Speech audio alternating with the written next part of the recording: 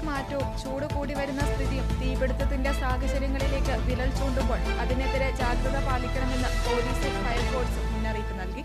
This news is brought to you by സ്വന്തം Josco Jewellers. ഇനി സംശുദ്ധമായ സ്വർണം ചെറുപുഴയിൽ. കാലാവസ്ഥയിലെ മാറ്റവും ചൂട് കൂടി വരുന്ന സ്ഥിതിയും തീപിടുത്തത്തിന്റെ സാഹചര്യങ്ങളിലേക്ക് വിരൽ ചൂണ്ടുമ്പോൾ അതിനെതിരെ ജാഗ്രത പാലിക്കണമെന്ന് പോലീസും ഫയർഫോഴ്സും മുന്നറിയിപ്പ് നൽകി.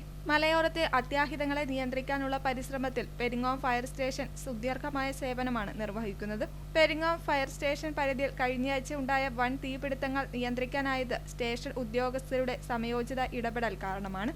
2 ആഴ്ച മുമ്പ് സ്റ്റേഷൻ പരിധിയിൽ ഒരേ ദിവസം 4ഓളം സ്ഥലങ്ങളിലാണ് തീപിടുത്തമുണ്ടായത്. ഉച്ചയ്ക്ക് 1 മണിയോടെ കുറ്റൂർ സൺറൈസ് കോളേജിന് സമീപം 10 ഏക്കറോളം സ്ഥലത്ത് തീ പടർന്നു. വൈകുന്നേരം 6 മണിയോടെ മീൻകുളം അമ്പലപ്പറമ്പിലും തീപിടുത്തമുണ്ടായി.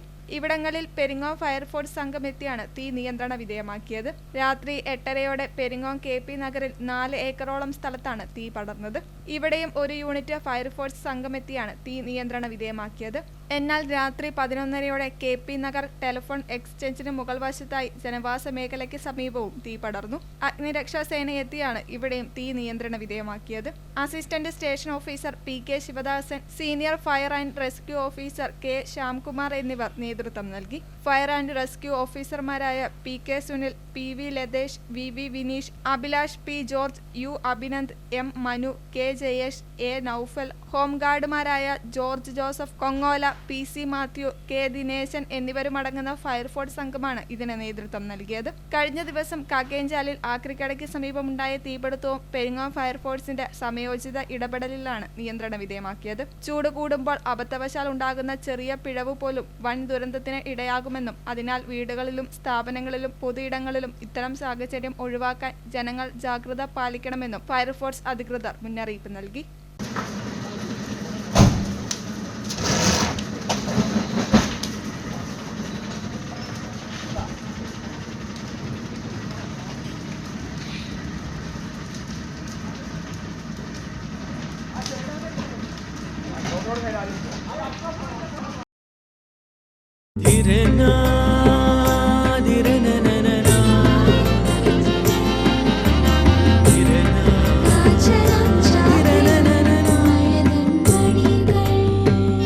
ചില ബന്ധങ്ങൾ പവിത്രമാണ്.